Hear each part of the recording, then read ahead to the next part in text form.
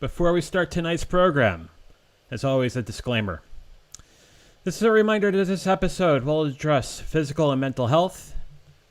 These topics are very sensitive to some of our viewers. Viewer discretion is advised. We remind you to please consult your doctor, your mental health professional, your outreach group, your sponsor or specialist before adopting any change to your dietary, physical, and or mental health regime. If you're looking for options to go down with respect to mental health, contact SAMHSA, the Substance Abuse and Mental Health Services Administration, at 1-800-662-4357. Again, 1-800-662-4357. The service is open 24 hours a day, 7 days a week, 365 days a year, and is a confidential, free information service for individuals and family members facing such stressors. Also, if you're feeling suicidal crisis or emotional distress and need to be put in touch with a crisis center, contact the Suicide Prevention Lifeline at 1-800-273-TALK. That's 1-800-273-8255. Or go to suicidepreventionlifeline.org. You can also text the word HOME to 741-741. These resources are also available 24 hours a day, 7 days a week, 365 days a year. And then, something that I've been talking about for the last 3 weeks, and it's worth mentioning yet again, because it's something that is near and dear to me, and something I am fighting through, as many Americans and many people in this world are dealing with right now. The National MS Society is a collective of passionate individuals who want to do something about multiple sclerosis now, to move together towards a world free of MS. Multiple sclerosis stops people from moving. The National MS Society exists to make sure that MS doesn't. To contact the National MS Society, please call 1-800-344-4867. Again, 1-800-344-4867. Or go to our website at nationalmssociety.org. And on that, let's begin.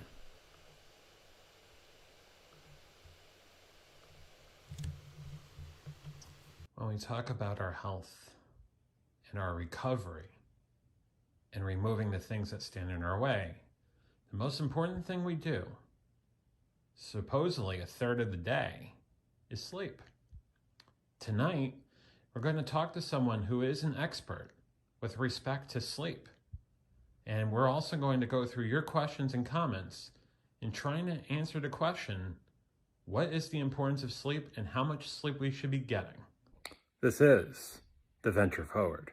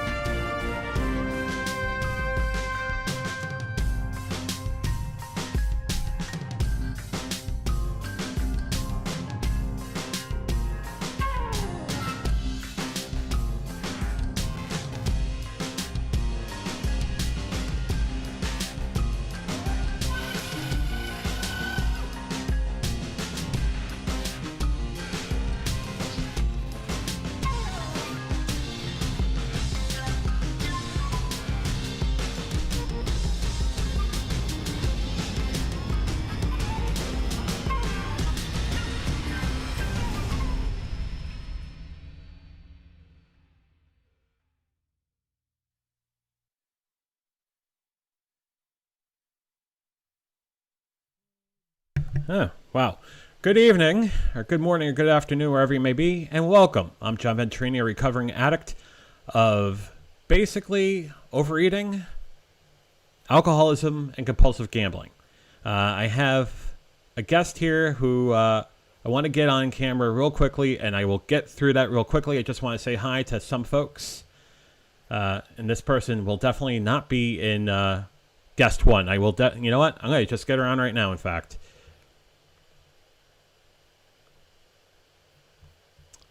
Kristina, how are you? I just have to unmute you. And you can watch everything here as I go through technical difficulties. As we say here, progress, not perfection, right? Yes, absolutely. Can you hear me? I can hear you loud and clearly. Okay, it's like a little bit of a lag I'm noticing, but maybe it's just my... Oh, okay, we're good. I'm good. It's nice that we match, so we've got the black or dark green. It's nice. And blue's the color of peace, so we did good there, right? We obviously got the memo. We traded the memo. Right. We made sure the fashion was matching up correctly here.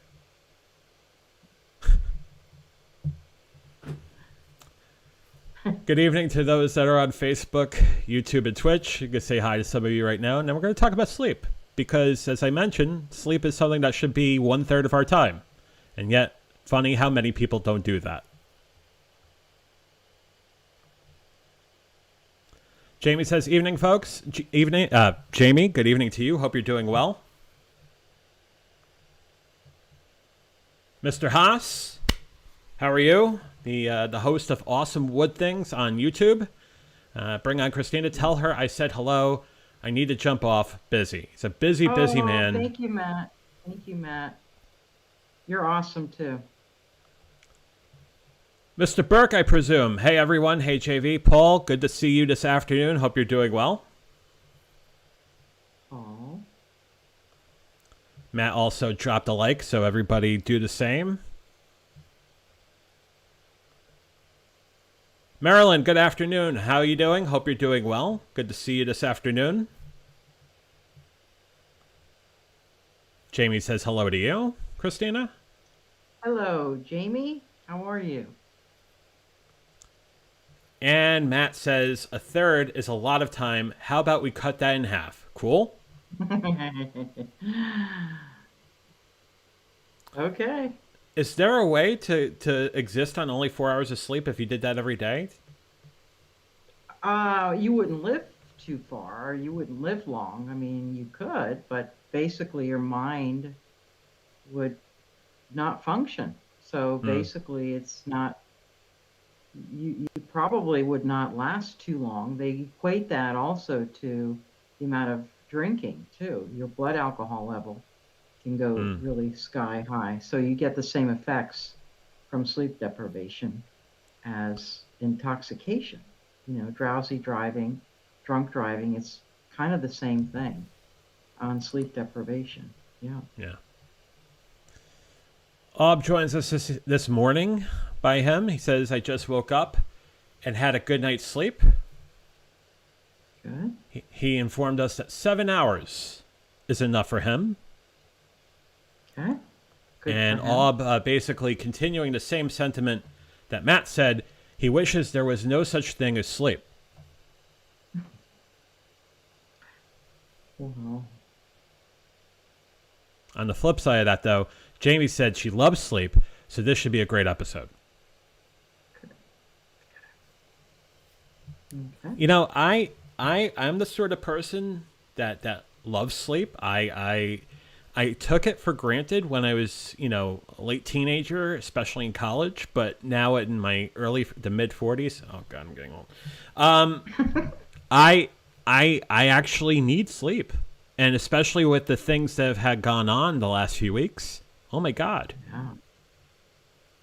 Your neurotransmitters. It's like almost as if it's like a firework, going off in your head, and you've got to ignite it. You need to have that restful sleep so that you're fired up, obviously, in the morning. But there's a lot of science behind that, and we'll talk about that later on. But neurons are amazingly healthy as you get longer sleep periods. So for adults, sleeping 7 to 9 hours is pretty good. That's pretty good. You don't want to go below 4 consecutively because that's the danger zone. But we'll talk about that. So you're saying Matt is putting himself in a danger zone? Yeah, I mean, there are times where people aren't going to get the ideal amount of sleep, but you don't want to consistently, because your body will wear itself down and you're more predisposed to getting, problems with heart disease, diabetes, obesity, Alzheimer's, and now they're linking it to cancer. Mm. So sleep deprivation is not really good, and it's not a badge of honor like a lot of us think that, I've been up all night and I've done this project and that's great, but you don't want to continually do this because you're actually hurting your body by doing that. Um, you have to shut down for protein synthesis, which, myelin sheath, you know all about that, John, Mm-hmm. um, with Yeah. the brain. So that has a lot to do with regeneration of protein. Protein's the building blocks of cells. So you've got to have protein in your cells, and you have to have that for growth, your hormones, and ghrelin and leptin, all the satiating hormones for eating and feeling hungry. That all coincides at night too when you sleep. Mm-hmm. So all these things are affecting you. So it's amazing. The brain is amazing. I wish I could have been a neurologist because Mm. I'm fascinated by the brain. It's just got so much intense and things that we have no idea how many things are working together. In fact, I'll tell you a little bit later on about the pineal gland when it sees Mm-hmm. the light and what happens with that. I had a question. I was going through, I've known you now about 5, 6 months. I Hmm. was always curious about how sleep became such a major thing in your life, but not only from a practitioner, but basically from an advocate, an educator. How did that begin? So I remember about 10 years ago, I started this crusade, if you will, on teaching people about sleep. And I was at the university, and it's a huge, I mean, it's the second largest university. We had so many patients, and a lot of freshmen would come in. And a lot of these kids, I mean, 18, 19 to me are, they're students, but they're kids, they're young people, young adults, and they would ask me for sleeping pills. So I said, one thing will lead to another with addiction. But not only that, we have to find out why you're requesting it and why are you not sleeping. So I used to sit with them and actually go through a sleep diary, and we would talk about their sleep patterns and habits. Mm-hmm. And we got to the point where I would meet them every couple of weeks or once a month, and we would tweak it according to their lifestyle and things like that. And it actually had them get better grades. And so we did some research studies that showed their top three impediments in college. Number one was flu. Number Mm-hmm. two was the cold. Number three was sleep. And a lot of them think that they can just charge on, right? And not get their sleep because it's a badge of honor. They're Mm. freshmen, they're in college, they're not supposed to sleep. They're supposed to stay up. The longer you stay up, the more cooler you are, right? But I tried that, I remember in college. And I remember one night I did the no dose because I was studying for an exam, a nutrition exam, which I'm so bad at, right? So Mm. I'm up all night and I'm just like glued. And all I remember is going to the test, and I totally went blank because my mind just shut off because I was up for like 24 hours. I'm like, who the heck can do that? So I remember getting failing the exam and I went right to bed the next day, and I took the exam on Monday. I got an A because, Mm. I actually retained the stuff in my mind after I, slept for 8, 9 hours. But so these kids would come to me and they'd ask me, Kristina, I can't sleep. I need some Ambien. I Mm. need some Trazodone. I need, whatever pills are out there. And first of all, you're wondering if I give this prescription to these young people, how am I impacting their life? Right. I'm going to make them much more addicted. So we went through figuring out what worked for them. And then I developed the sleep workshops. And I used to go to all the freshmen RAs in all the dorms by myself. Like after work, I would go and, bring them a pizza or something. And then they would listen. Otherwise, they wouldn't come in. And then, Gotta bribe them with pizza. Always. It's something, yeah, that's college students. Right. And so then it just took off. And a good night's sleep, our mascot was the knight in shining armor, right? So that's where that came from, Knight, the good night's sleep. And I remember that song by the Black Eyed Peas, da-da-da feeling, Mm-hmm. ooh, we're going to have a good night. So we Yeah. used to play that right before my presentation, I remember, and they're up there dancing. But it was really fun, and we made it a really very interesting and warm welcome for these students, and they loved it, and they took it home, even if they only got a piece of it. I didn't really care. I wanted them to get maybe one or two pieces of it. Mm. If they could grab on to establish a wake up time, establish a go to bed time, that was magic for me. That was the key. And we did that because you don't need an alarm clock. As you're telling that story, there were some comments that came up that I want to bring up really quickly, in the sense that Jamie talked to the fact that college kids definitely do brag about a bunch of stuff on no sleep, right? So that sort of badge of honor, as you were saying before. And then Ingy, good evening, Ingy, by the way. How are you? Procrastination and up all night, she is familiar. Yeah. Yeah. I think everybody in this audience has been familiar with this for one reason or another. Right. So my goal was to put sleep as a priority in life. That's my goal right now. That's my mission. And I want to reach out to people that help others, like nurses or teachers or firemen, policemen. Those people give and they don't take care of themselves, right? But you have to take care of yourself, because you won't do any good for anyone, especially as a nurse or a teacher, if you're burnout. Okay. So that goes with everything. And sleep, when you think about it, I want to read something to you guys. I pulled this out of one of my favorite books that we're going to secretly give away. I guess I could just say that. But I've got a couple Secret's of been blown. Now everybody knows. I know. I'm so sorry. I'm really bad at keeping secrets. So it says, we all have an intimate and unique relationship with sleep. Even when we fight against it, it's like an intense on again, off again relationship with an ex who's never moved out, right? Mm-hmm. Sometimes it's healthy and it's supportive of everything we do while we're awake. And sometimes it's wildly dysfunctional and destructive.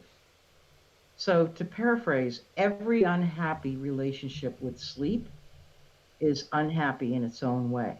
But whether we embrace it or resist it, one way or the other, we're all dealing with sleep every day, every night, all the time.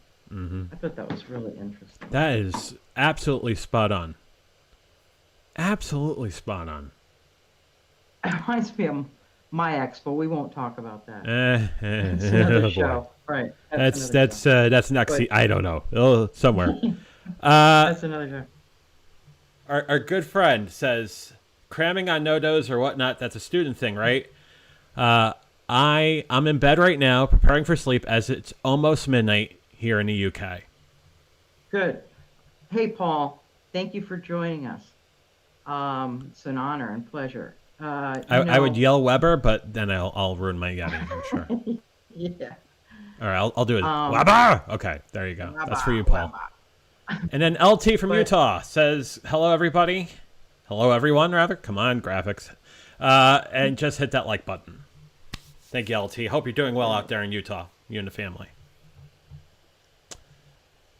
LT runs this really great channel called Recovering Addict. He broadcasts 3 nights a week. Great source for for recovery information, Awesome. and just a great show altogether. So shameless plug for LT, but there you go. Awesome. I think there was one other comment I wanted to get up real quickly in that, and I think this is something everybody's thinking too. Ob enjoys life, but sleep is a distraction. I get that, but I mean, at some point, as you were saying before, without any sleep, you're finding that the objectives that you have set forth to do, you miss out on. And you really want to set it as a priority, because not only will it consolidate memory, but it helps you with your relationships and depression and anxiety. So it can lower your stress levels. Really, the time that you unwind is the most important time, because it sets your pace. It gives you that feeling of calm, and that gives you much more quality. So you can always just get sleep, right, for 8 hours, but it's the quality, and you need the good REM sleep and the non-REM. So you need a balance of both, but getting that as a priority. So it is a mindset. What I say to my patients is take baby steps. Just take baby steps. Do one thing at a time. You don't have to do everything at once. But if you can set sleep as a priority, that's terrific. And try to carve some time for sleep. That's all we're asking, you know? Ob says, I go to bed at 2:30 until 9:35 in the morning. He's been doing that for years. It sounds like 7 hours. The only thing with that is that the research shows you want to go to bed before midnight, because that disrupts the sleep cycles. You have to have the good and the REM and the non-REM. And those are all 90 minutes long. They're 5 cycles. So you have to have the equal parts in that. Going to bed after midnight shaves off more than, instead of having the 7, you're really getting like 3 or 4. Quality. It's the quality. And it's because you're not getting the 90-minute true cycles. What happens to those that have to work like second shift or third shift, and they have just a normal non-sort of chromatic sort of, or non-sort of normal sort of sleep pattern? They're sleeping during the day instead of overnight. I really don't think that that's a problem at all. I think, and in fact, I did some presentations to people like in housekeeping. You've got, stewards, pilots, people that have total, you've got red-eye flights. And my brother's a pilot, and there's a lot of times where they have to rearrange their whole life. Medical students, surgeons, residents are up all night. Those are the people that are, surgeons. I mean, they call, you got to go. So it's important for them to try to at least get those 8 hours as they can. There's nothing saying that daytime or nighttime is equally better. The only problem with that, John, is light. Remember, we talked about melatonin and light? Right. And you need the light to stimulate melatonin so that you can set your circadian rhythm. So with that said, if you have the night shift, right, and you go to sleep when it's light, make sure your room is dark. You've got to make sure that it's dark. So you're actually making the reversal. And then getting up again at 7 p.m. or 6 p.m. to go to work, or wherever time you get up, you'll have to use that. They actually have found that blue light coming out is nice. It's much less brighter than fluorescent. So basically, and I don't have it plugged in, so this doesn't really make a great example, but a device that looks like this, basically. Correct. Exactly. Yeah. You could do that. And that's good for northerners too, when it's really no sunlight for a while. This is a device that is manufactured by Vision. It's a natural energy lamp, but you could find many manufacturers coming up with something like this. It's LED. Yeah. This is basically, you plug it into your USB port and everything, but I know on the darkest days, especially during the winter, it's coming really handy. Yeah. Helps with depression, anxiety. it gives you that pop of light and vitamin D, and it helps with your mood for sure. Couple more comments before we want to talk about a couple of more things that we talked about as far as sleep tips and sleep tactics. LT says, doing great. Thank you for sharing, Kristina, and reminds us all that he needs to sleep better. Totally understand that. Jamie says, I make sure I get 8 hours. 7 is my minimum allowance unless something comes up. She also says, I learned today that sporadic sleep cycles for women disrupt their ovulation. Absolutely. Hormones have a lot to do with women's health. And when you get older, postmenopausal women, and sleeping, that's a whole different genre and a whole different talk, because hormones affect everything in women. So as you get older, you need less sleep, but you got to get that quality sleep, what we talked about. So elderly, they don't sleep as much. You're going to have somebody going to bed at 11, getting up at 4 or 5, when they're 80, because their brain is not as needing that function. So you've got the elderly sleeping less, but then they nap during the day. So they're trying to come up with that 7, 8 hours. Infants need a lot of sleep.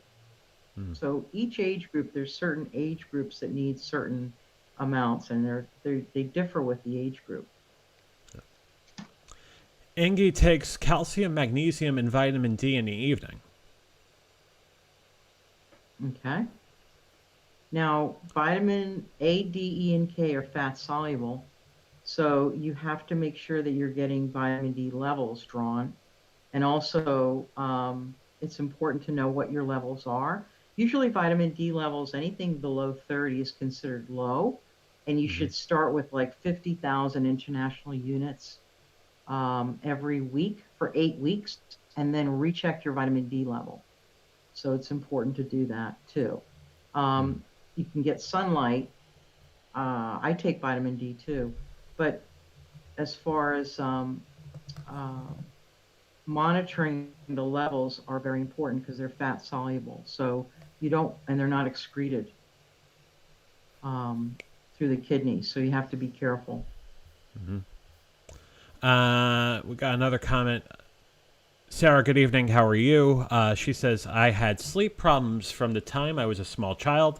Now I have a lot of sleep strategies, and more often than not, I get 7 to 8 hours of sleep. I almost never use an alarm, just sleep until I wake up. Awesome, Sarah. I would love to hear her strategies. That would be so cool.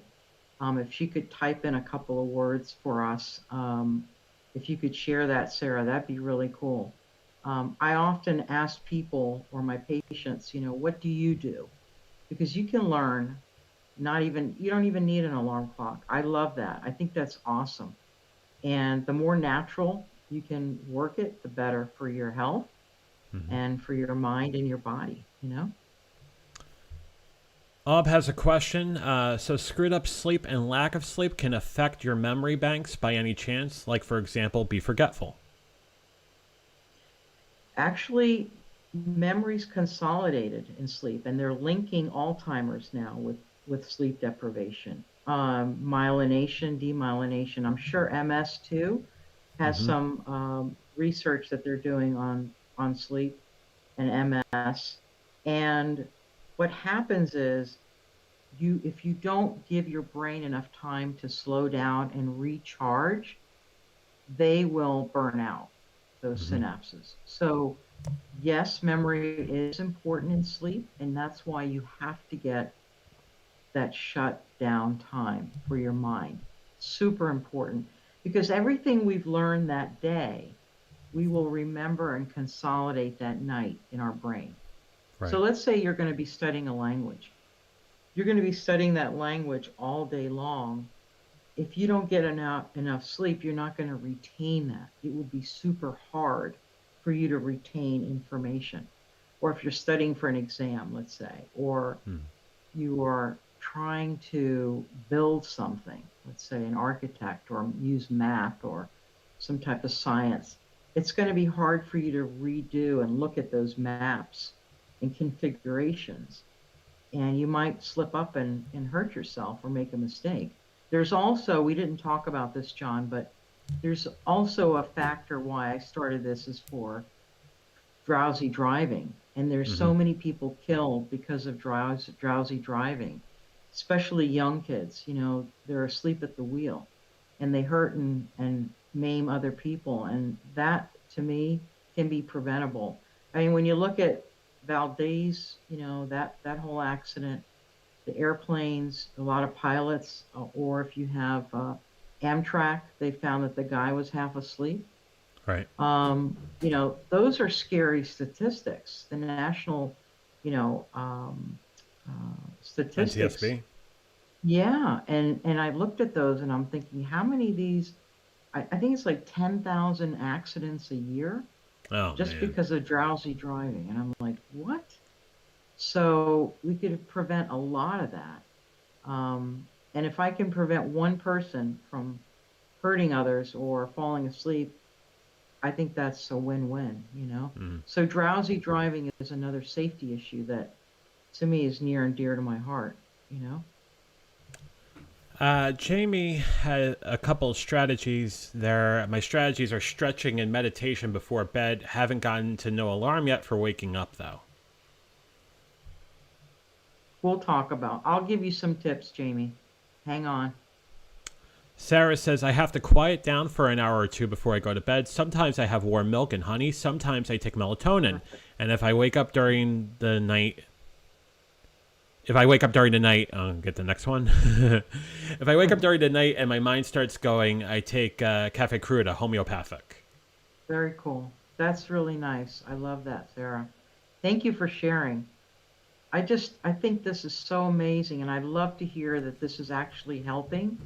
And we want to hear positive things. The more natural to me, the better. You know, I'm trying to stay away. Now, of course, I'm going to be honest with you, John. Mm-hmm. If you're Sure. going through a life tragedy, let's say, or God forbid, something is really affects your sleep. Let's say you're, you know, God forbid, you have to go to a funeral of a friend or something that you cannot sleep, then by all means, there are times and places for Ambien, and there are times and places. I'm not knocking sleeping pills because there are situations which people may have to use them. I don't want people to think that I'm not pro or against. I'm just trying to figure out if you're in that category where you don't need to be dependent on sleeping pills. Maybe we could tweak your sleep schedule. But there are times where I'll be honest with you, I've even had to take an Ambien or something because of some life changing traumatic events in my life, Mm-hmm. um, which is better to sleep than be up all night with anxiety, right? So I just wanted to share that because it's important people distinguish what you can do, you know. If it was a question about taking Ambien versus taking something like melatonin, though, what is the sort of what is the pathway for first recourse if you can't So sleep? melatonin is a hormone that's a naturally occurring, and that is it's very favorable. I believe we started taking 4 milligrams or 8 milligrams at night, and you kind of tweak that as you go along. But I have not experienced it myself, but from Mm-hmm. my patient standpoint, they have experienced a really good, refreshing sleep. There's also people that love white noise, and that helps them, like a fan going, or let's say a river, or you know, crickets at night, right? Rain I on think that's leaves. cool. Exactly. You know, some sound, raining, you know, you know, maybe you have some pretty great memories from childhood from camping out and making s'mores and you hear the crackling of the fire. I Mm. mean, you know, that can make it can or aromatherapy. They say lavender helps a lot with sleep, and I've used that on sleeping, you know, on your pillow or your if you wear a sleep mask, you can use those. But yeah, melatonin is great. I promote it. I have no problems with it. I'd rather have somebody have a good experience with that than be up all night and miserable, right? Jamie says, I agree. I also have to stop with TV or electronics a half hour to an hour before bed to wind down. Perfect. She's right on target. We're going to talk about that, those tips. Yep. And Perfect. then before we actually go into slides, Ob had one more question. So the brain gets tired and sluggish and not being focused for the next day if you don't get a good night's sleep? Question? Correct. Correct. The brain needs to recharge. You have to recharge. Everything is going to reawaken when you do feel like you have a refresh. What, John, have you ever felt really, really, have you ever had a good night's sleep one night where you wake up the next day and you feel charging, like I can do this, right? Yeah, it changes your whole entire sort of sphere of attitude, I guess would be the right word. Yeah, and it gives you hope and it gives you that feeling of energy because all of this, we can't say that word that we went through last year, but all of this stuff, believe it or not, people are sleeping better because Mm. they're paying attention to what they're doing. They're at home. Yeah, They can use they're not going anywhere. they're at home. So they can spend more time saying, "Oh yeah, I don't really need to come back to work. I'm at work."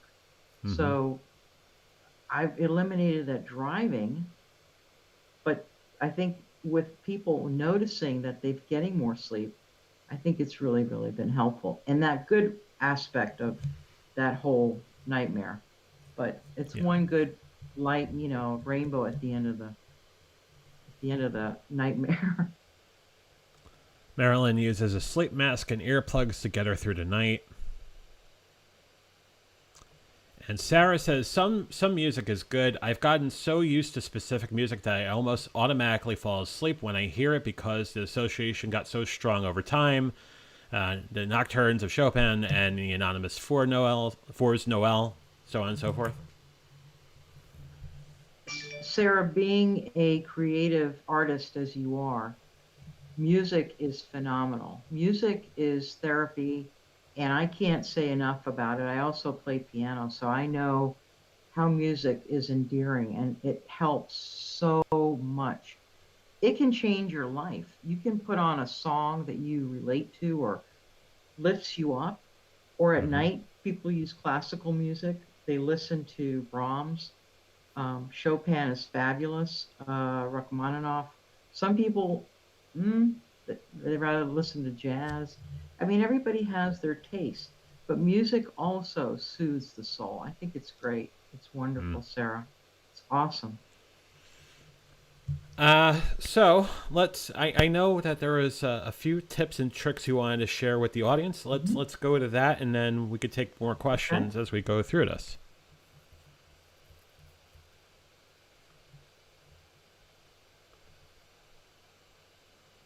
There we go. So you have a 10 tips and tricks that I'll save to the end, but I wanted to go through a couple of things that you probably have alluded to already, but I wanted to Hmm. at least discuss them again, if that is all right.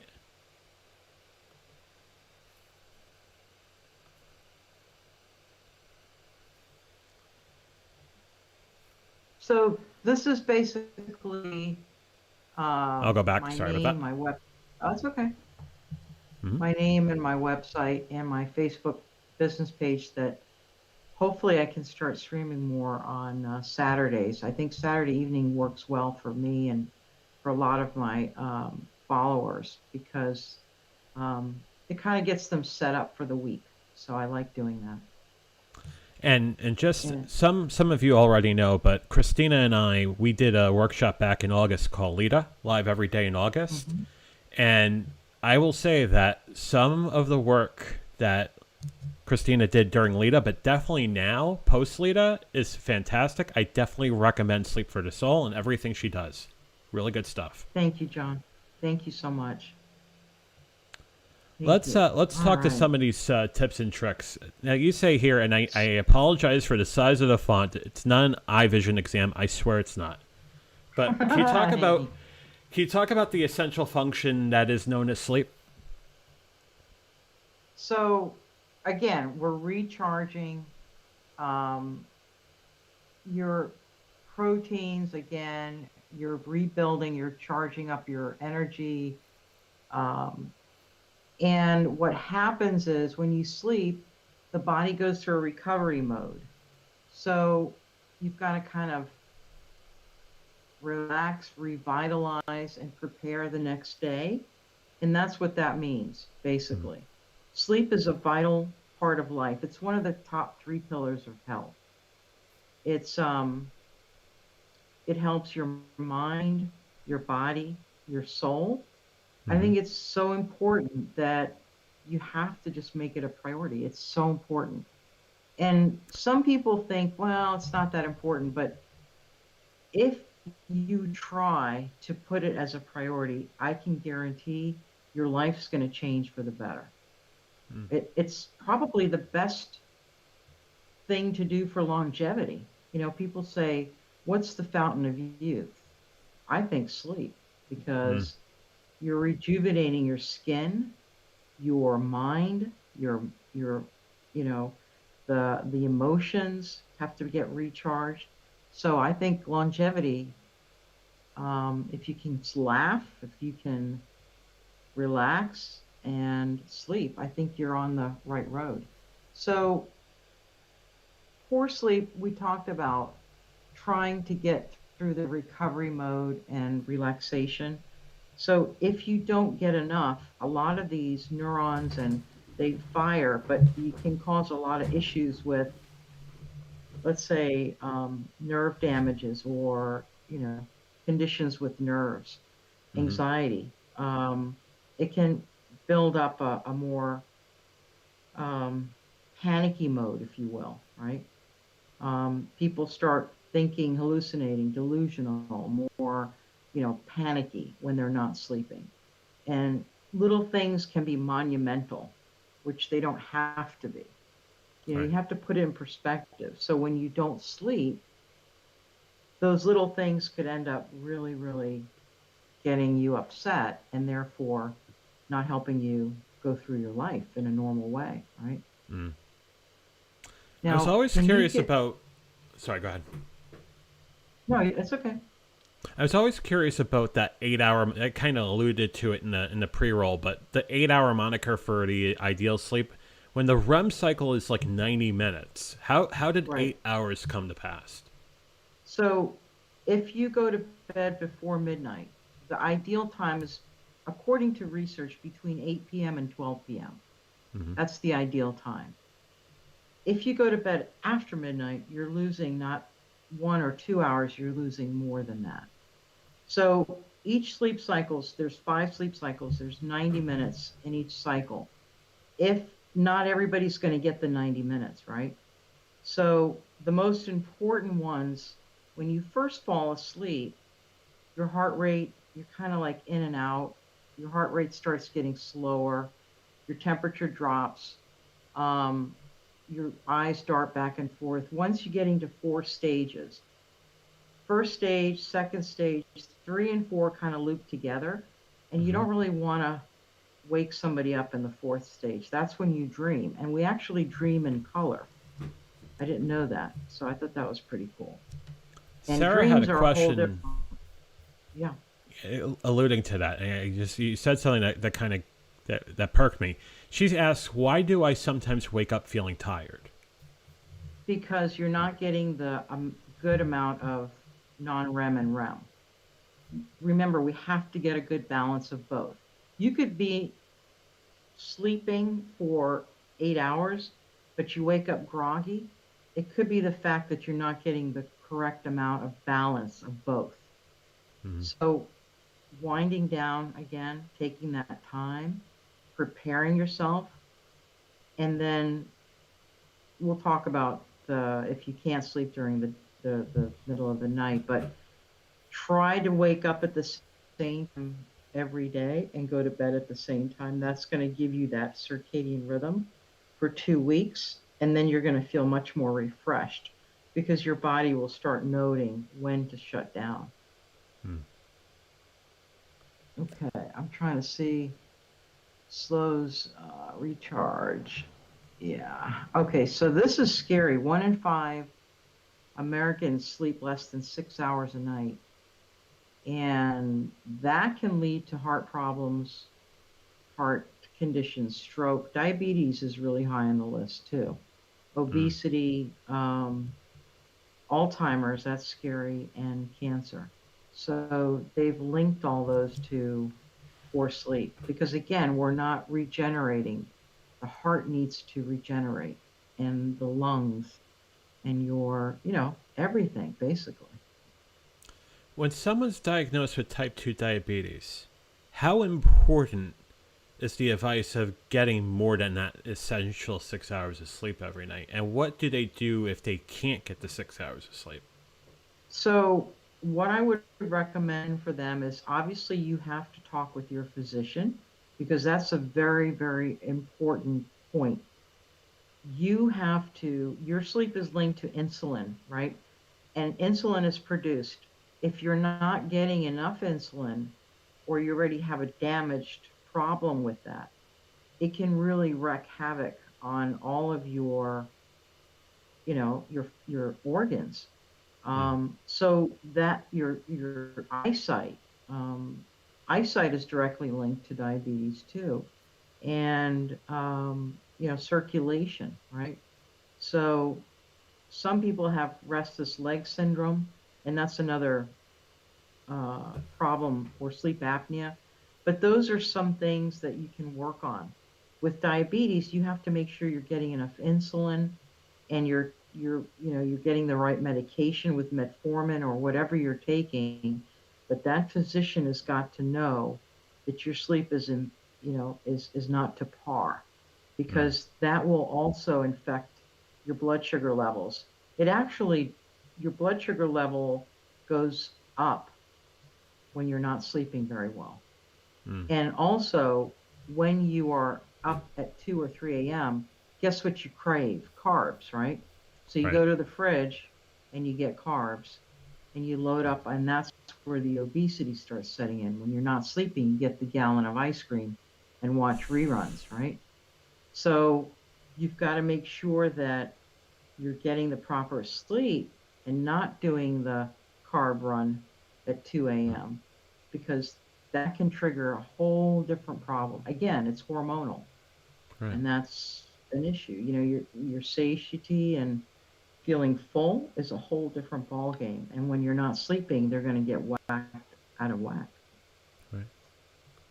Jamie says, I am very emotional, moody when I don't get enough sleep. And then she continues Yeah. to say, do you happen to know why we only remember that we had a dream sometimes, or why some people say they never dream? Well, some people don't remember their dreams. It depends on when the dreams are happening, which stage. Usually it's the fourth or third or fourth stage that you're dreaming. Some people can't remember. um, some It's like you're trying to piece together something that either you're some dreams are very pleasant, some are traumatized. It's almost as if your inner voice is telling you something. Hmm. People try to piece those dreams and they think, I dreamt of this and that. Well, that could mean this or that could mean that. Something, an inner voice talking to you. But some people, the dreams you don't remember them because it wasn't either lengthy or it wasn't impacted in your mind. Hmm. So, and some people, but you wake up and I mean, I had some patients that actually walked in their sleep. They sleepwalk, and that can be very dangerous too. They're not really awake, but they're walking around. Hmm. So, but the dreams can be because it's either not significant or it's not in the right stages of your sleep. Right. The next slide talks to, I think, if I remember correctly, about sleep deprivation. And and again, sorry for the eye vision exam once again, but I'll read it. Sleep deprivation increases the risk for a number of chronic health problems, including obesity, diabetes, and heart disease. Sleeping less than 7 to 8 hours per night is linked to an increased risk of heart disease and stroke. It's amazing how people, when you think about something like that, healthy adults, if you can get between 7 and 9 hours, that's ideal. Hmm. Okay, let's say 1 week you're not going to get that, 1 day or 2 days, but try to at least get in a nap the next day, or on the weekend, maybe slip in a couple more hours. It's a good idea. Just be aware that you want to establish that going to sleep and getting up. And as long as you can do that and sleep through the night, then I think you'll be okay. As long as you're getting at least 7 hours, between 7 and 9. As we get older, you don't need as much, but Jamie says, "Thank you for that info. I always said that I would have a dream journal for when I first wake up, but haven't done it." that's a really fascinating thing to have dream journals. I want to delve into that, into I'm reading about dreams right now and how actually, why do we dream? It's actually helping our brains rejuvenate. It's Mm. fascinating research they're doing, where if you're dreaming, it's linked to the neurons that are helping your mind um, get refreshed. It's so interesting. You mentioned something interesting before in the sense that it's so important for your central nervous system, your neurological systems. And I also know full well from what I'm dealing with multiple sclerosis, the idea of demyelination and the myelin sheath around the nerves, and that there still isn't any sort of remyelination or remyelinating agent. Are we closer to remyelination having ideal sleep? I believe that they're going to be doing studies on the new medications that are coming out, but there has been some studies done where it has regenerated with sleep. Mm-hmm. So it's fascinating. And they're also studying astronauts not sleeping in space and seeing how their neurons and their brain, after doing an MRI on them, is seeing how that's deprived, sleep deprivation. Of course, they have other issues with oxygen and things like that. But they're doing studies now. I know a neurologist that has done studies, sleep studies, that are looking at people that are actually rejuvenating their myelin sheets, and they're Mm-hmm. using a lot of stem cell research, which is interesting too, with knee problems too and arthritis, where they inject the stem cells and it rejuvenates. It's amazing what's going on. I heard you mention a certain drug before in the discussion about diabetes, in the sense that metformin was being tested upon rats, and it was looked upon to have some identity of remyelination. Far from it to call it a Lorenzo's oil, so to speak, but Right. there was proof that it was remyelinating with rats that had multiple sclerosis. That's amazing. That's amazing. Metformin is a lifesaver for diabetics. It's been uh, it's been used for a while, and I know a lot of people that have probably wouldn't have been here Mm-hmm. if they weren't on metformin. But it does help with a lot of illnesses, and I think that um, the more we get research-based, projects done with the universities, I think it's going to really be eye opener for a lot of these illnesses. I'm hoping. That's Mm-hmm. my dream, is to actually find a cure. Wouldn't that be great? You Oh know? my God, it would be a blessing and a I half. mean, and I think it's just so close that people are learning. I think we should have known about the sleep issue a long time ago, but technology took us over and our busy lives, and everything has to be rushed. But now that we know better, we can kind of step back and say, hey, I want to live a beautiful life, and I want to have the best healthy life that I can, and the longer life. Right. And sleep will do it. It's a magic. I think it's a wonderful um, thing to have It's one of for the things that my rejuvenation. neurologist was telling me about a couple of weeks back, 3 weeks back, when I saw him via telemedicine. And he reminded me that the landscape for demyelination and multiple sclerosis, sort of drugs and disease modifying treatments, it has greatly changed in 10 years. And there is a projected 9 to 10 drugs that is set to be released in the next 24 to 30 months to help modify the disorder of multiple sclerosis and demyelination, but potentially augment those disorders. So you're talking more than preventing relapses or flare ups or exacerbations. Now you're talking about eliminating the disorder or the disease entirely. Amazing. Hats off to neurology and to people in research.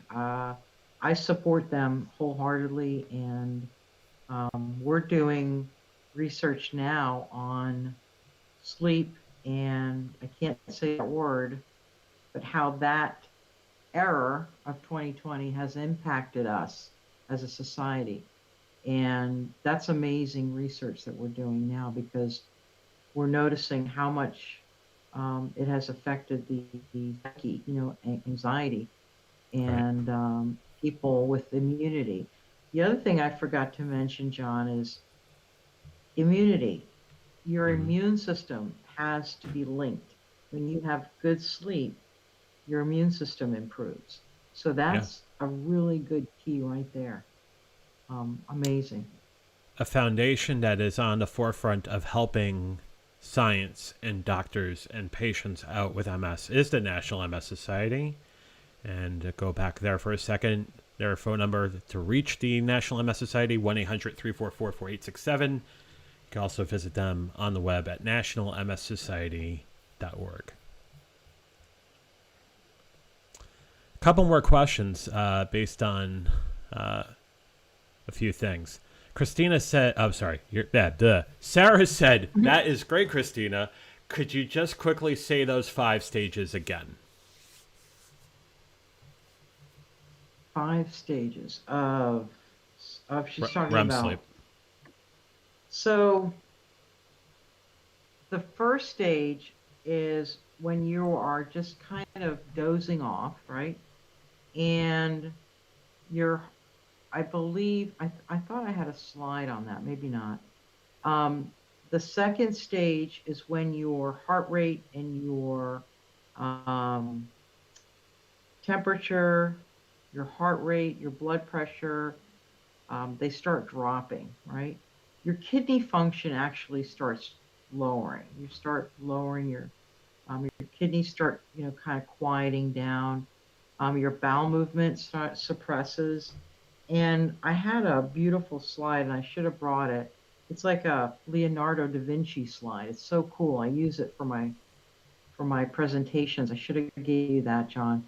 But and it shows like between 2 and 4 a.m. is when we are at our deepest sleep. And that whole shift is why we talk about getting sleep before midnight. Mm. Your the highest point of your blood pressure is at 5 p.m. And then at Mm. 7 p.m., 8 p.m., melatonin starts increasing around 11.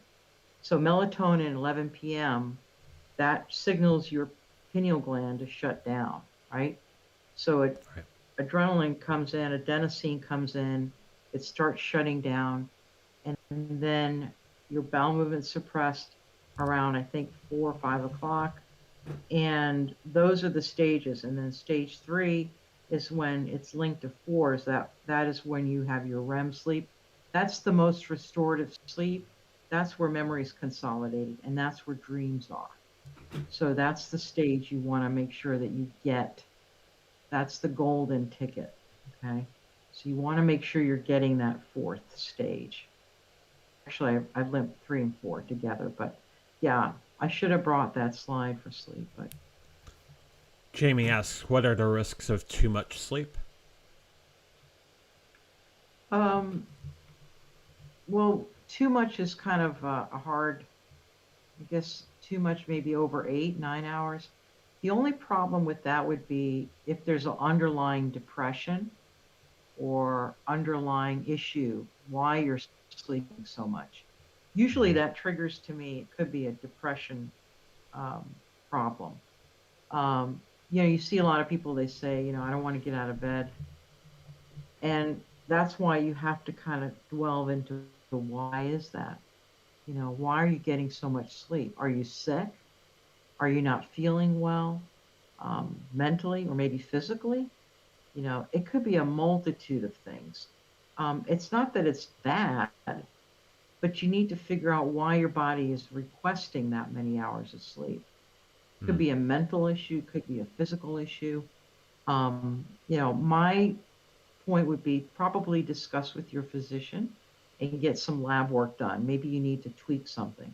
Check your potassium, your sodium, your glucose. Maybe check if you're diabetic, right? Because that could be a trigger for too much sleep or sleep apnea too. Sarah mentioned that question about not feeling refreshed. Mm-hmm. So there's also the point of sleep apnea where you are stopping breathing during the night. And that's a serious issue. And that could trigger when you wake up in the day and you say, I don't feel too refreshed. Also, that could be linked to sleep apnea. So Mm. you can talk to your physician about that too and get a sleep study done and see if you need a CPAP. Sleep apnea is very common with people, and that also can feel I'm not refreshed in the morning because you're not getting that air, right? Mm-hmm. I'm sorry, I missed the question on. Yeah. Hey, I jumped the gun on that one. Sarah also asks, That's what okay. about screen time and the amount of it in a day? And for some reason that wasn't popping up. Hopefully now it does. There it is. Okay. If you can go to the slides, John, I'm going to show you the Sure. tips, and we're going to go through those real quick. I think you got to keep. So 30 minutes, these are just some tips that we're going to go over. This is 30 minutes before bed. You want to unwind, and that goes with your computers, iPhones, tablets, everything. You want to shut everything off 30 minutes before you go to bed. So first establish the go to bed time. Let's say it's 10 o'clock. Do an unwind ritual. My whole thing is you do a ritual an hour before. So about 9 o'clock, you're going to put your PJs on, brush your teeth, do a little ritual. Have a nice warm shower or hot bath, have some nice tea. Chamomile is great. You can use lavender, whatever you like. Mm-hmm. And shut off your electronics. That's number one. The other thing you want to do is you want to not have electronics in the bedroom because it's blue light. You don't want blue light in your bedroom. That and any night light because the pineal gland will see that and that light will mess up the cycles. So bedroom has to be dark, disconnect from your devices. And then the next slide, I think And if we you're going to charge your have, phone, then you probably should charge it in another room, I'm thinking. yeah, and some people have their phone turned over. You don't want any light blaring from the phone, right? So blackout curtains work well, sleep masks work well. You want everything dark. Um, so an hour before, and then some people do like they put on sound, the white noise or their music. Mm-hmm. Some people like, wind down by listening to some beautiful tunes. Um, you've got to make sure that you're exercising every day. That helps with your quality of sleep. And you don't want to exercise 3 or 4 hours before bedtime. That's a no-no. And caffeine, you got to cut off the caffeine at 3 p.m. That's actually in your slides. Let's go to the tips because I think a lot of the things you're talking to is in Okay. there. So let me go back to 2 and play that.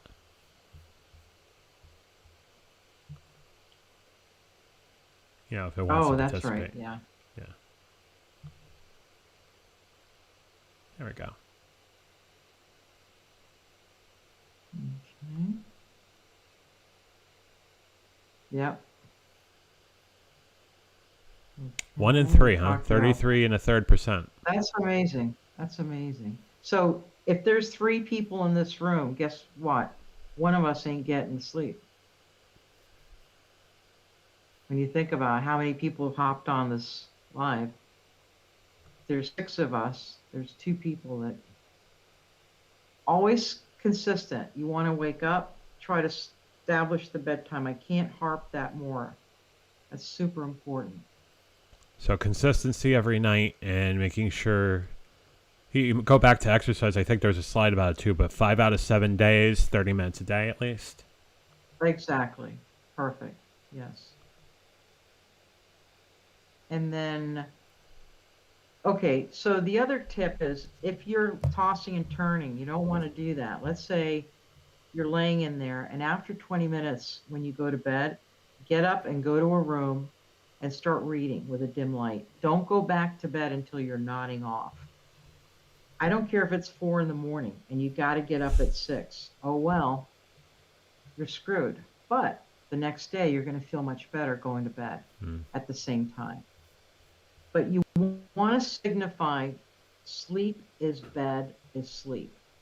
You don't want to be there tossing and turning because adrenaline kicks in after 20 minutes and you're not going to make yourself comfortable and you're not going to sleep. So let's face it, get up, go read in another room, only go back to bed when you're nodding off. That's a really good tip for people.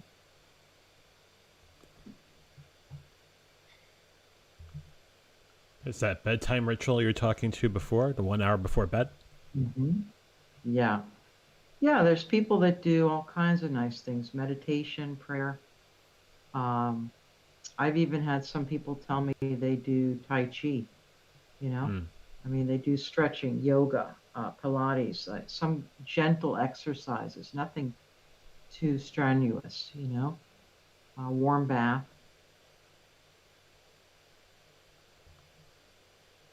No And caffeine then after 3. 3 p.m. Eastern Standard Time. And then the That's, thing that Sarah says, to bring her comment up real quick, uh-huh. exercise during the day helps me sleep so much better, and no Yes. caffeine after noon. Sarah, you're a rock star. You know that? Sarah's a rock star. I love it. You're She's an right incredible on, rock star for Sarah. sure. Yeah, definitely. So no caffeine after 3.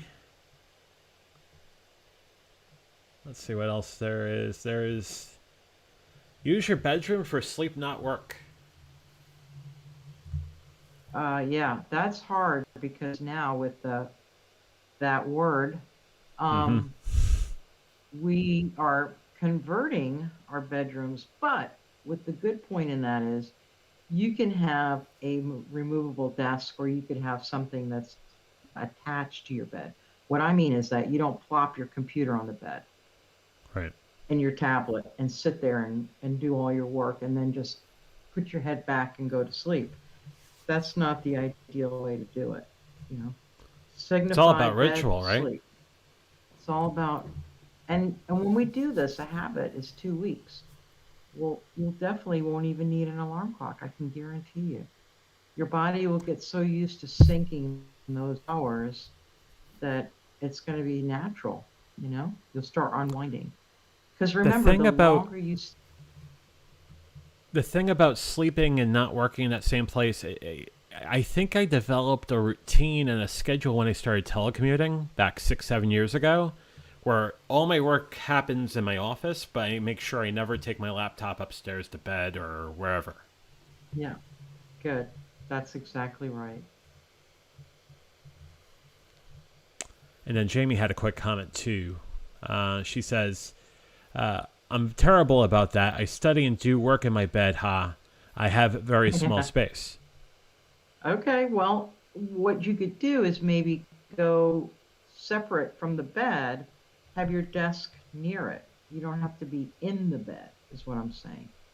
So you want to kind of be separate and have that separate space so that you finish your work, but you're going to sleep, and that's a different story in your mind.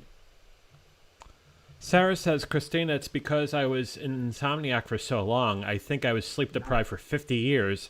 It's probably shortened my lifespan a lot. And you know, a lot of creative people have this issue. They have a lot of insomnia, and creativity is so, you know, it's so important for people that are super creative to get sleep. So I'm glad she's realizing that, and she's doing much better, because thank God she you know, acknowledges it, and she's giving it a priority, which is super. You know, I'm proud of you, Sarah.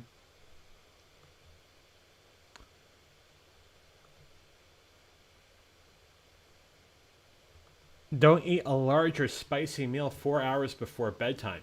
Big meals bring on indigestion. So what happens with the gut is that you're not going to be happy if you're going to be eating something really spicy.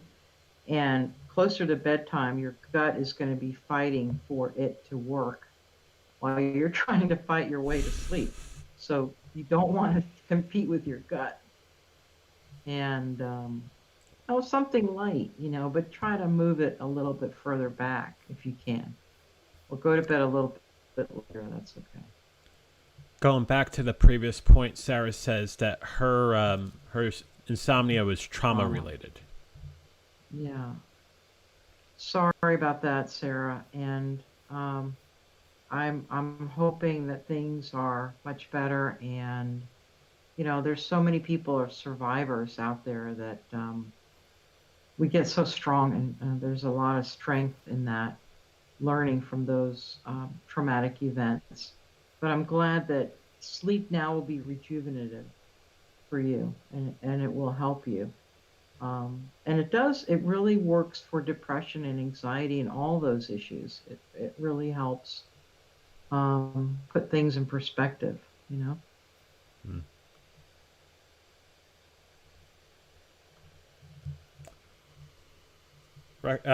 There it is. Exercise regularly, 30 minutes a day, at least 5 days a week. Yeah. It really works. It really helps a lot. Clears your mind. And then timing your naps, 20 minutes. 20 minutes. Yeah. 20 minutes. If you do longer, it's okay, but they don't recommend it. You get that more quality, the jolt, if you say. Some people even drink an espresso right before they do the 20-minute nap, which is crazy. But I've never done it, but a friend of mine did it, and he said it was fabulous. He never So I slept can't, more. I really shouldn't be doing the Americano before I do a nap.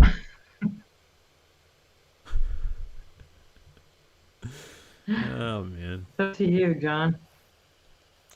We should ask Rex. But Rex, thoughts? What, you don't want to say anything now? You got your favorite person on camera. You don't want to say a word? Fine. hey, Rex.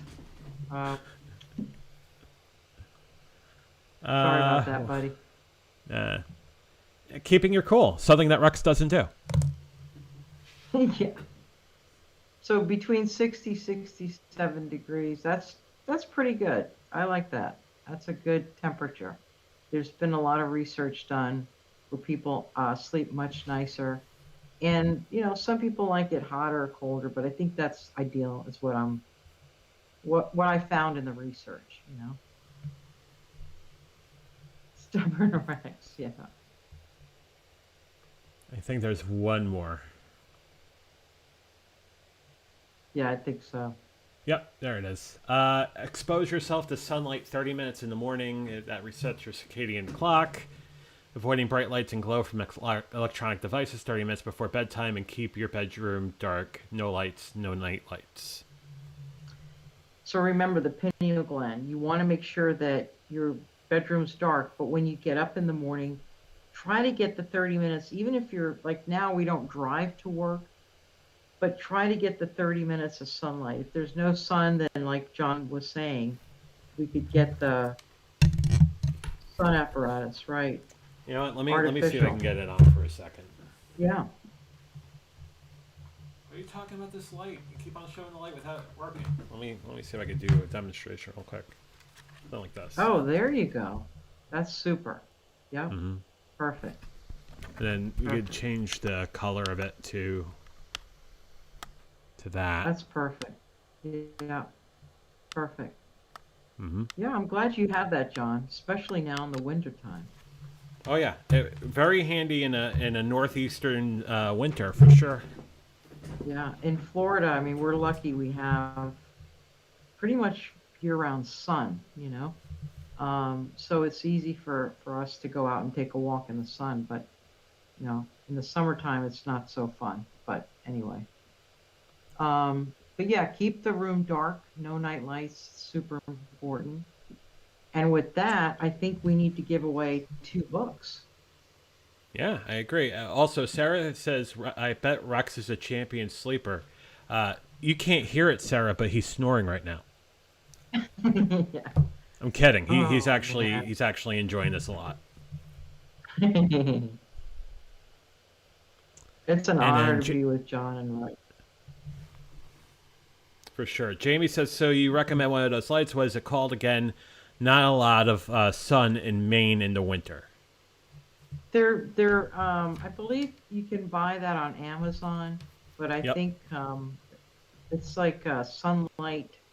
Um, I can't remember the. This is a natural energy lamp.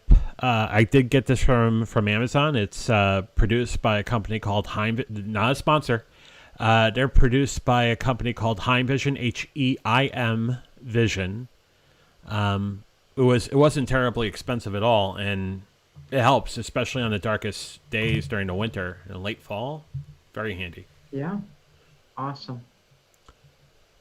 Christina, Yeah. I have So, to make an apology real quick. Rex is telling me that it was very irresponsible and wrong of me to make that joke, and he's been watching all along. oh, good. I'm glad, Is that Rex. better? Okay. Thank you. I love you still, He's a Rex. triceratops. Yeah. Oh, Uh, okay. yeah. Let's give away a couple Yeah, books. You give away.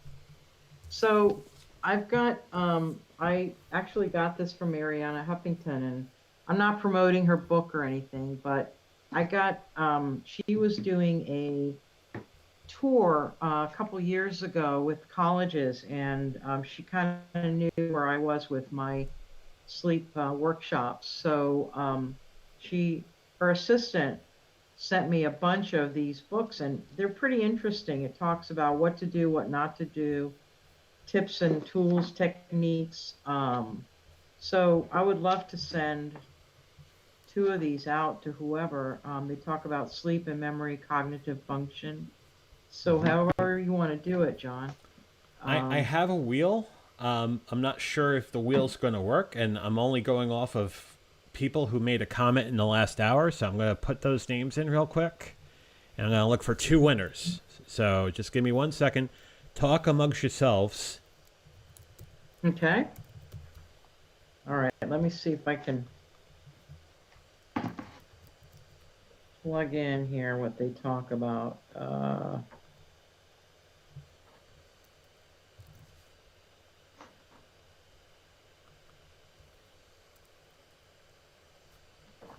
Yeah, we didn't even touch on athletes and sleep. They're really Mm. trying to crank that into the different sports now with baseball and football.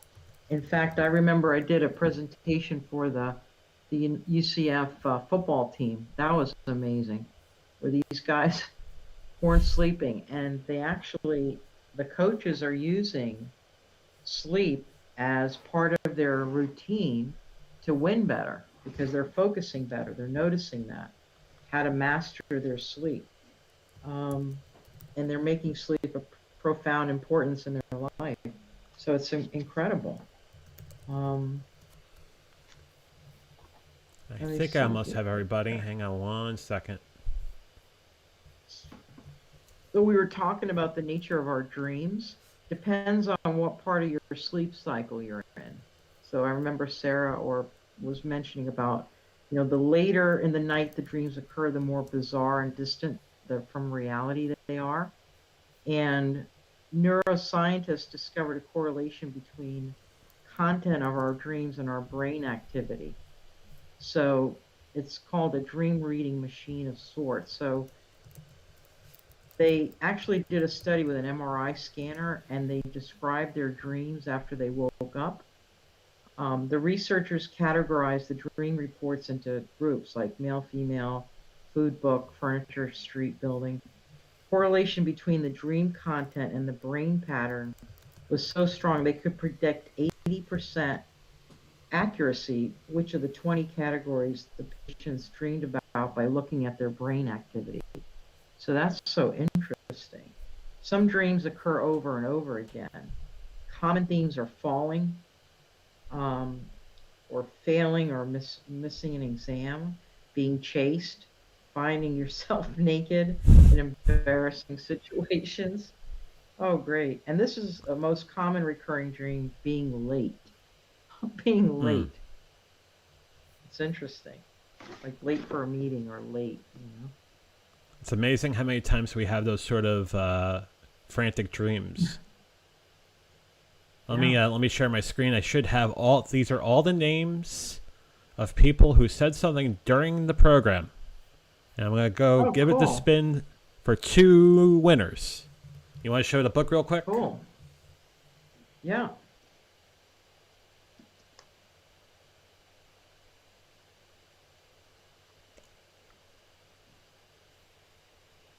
Are you holding the book up? Yep. Can you see it? I froze on your. Ah, you did. Yep. I'm gonna go give it a spin, and we'll see what comes up, and we'll see who wins. Here we go. The first winner is Ingrid. Your first winner of the book. Right. Congratulations. Oh, of course there's a sound effect. There it is. Woohoo! So Ingrid, you win. Just I'll put up my oh, there's confetti. Of course there's confetti. Yeah. I'll show my email address at the conclusion. Just send me an email with your address and we will send you a book as soon as humanly possible. Go remove your name from the list because you cannot be a winner of 2 books per rules of what kind of rules? Sorry. Hey, give the wheel one more spin and see who's going to win. Hang on 1 second. All right. Congratulations. Looks like we're going to be mailing to the UK. It looks like, I think it's what? Oh, wait, it's still going? Oh, no. It's actually going to Australia. It's going to Ob. All right, Ob. Congratulations. All right. All right. Awesome. Actually, you This know is what? exciting. I'm going to say this because I made a goof up. Do you have a 3rd copy of that book? I do.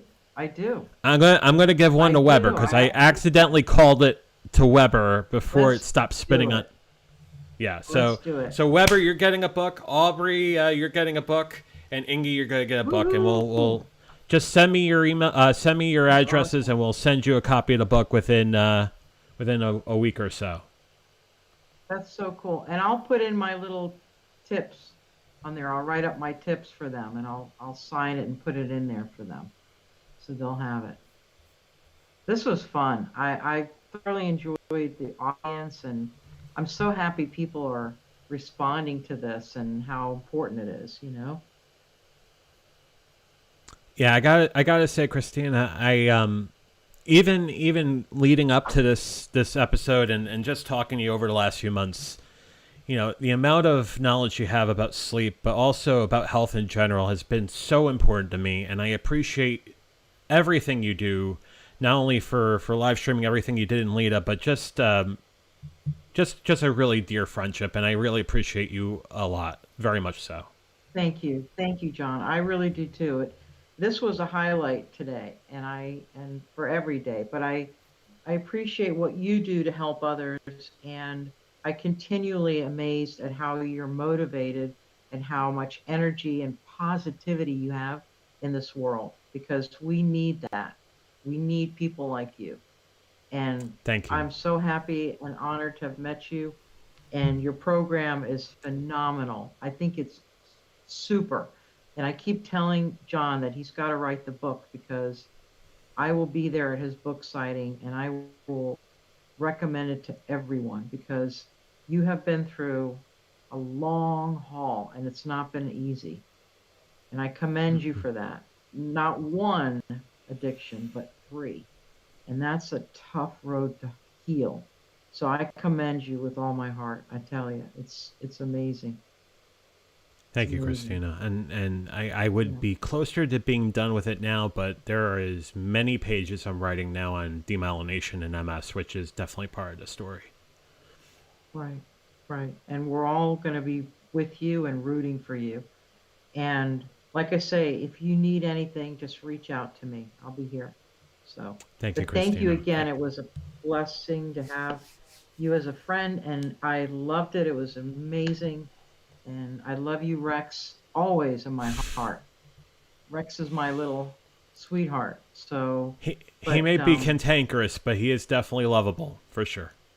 Yeah, he's a sweetheart.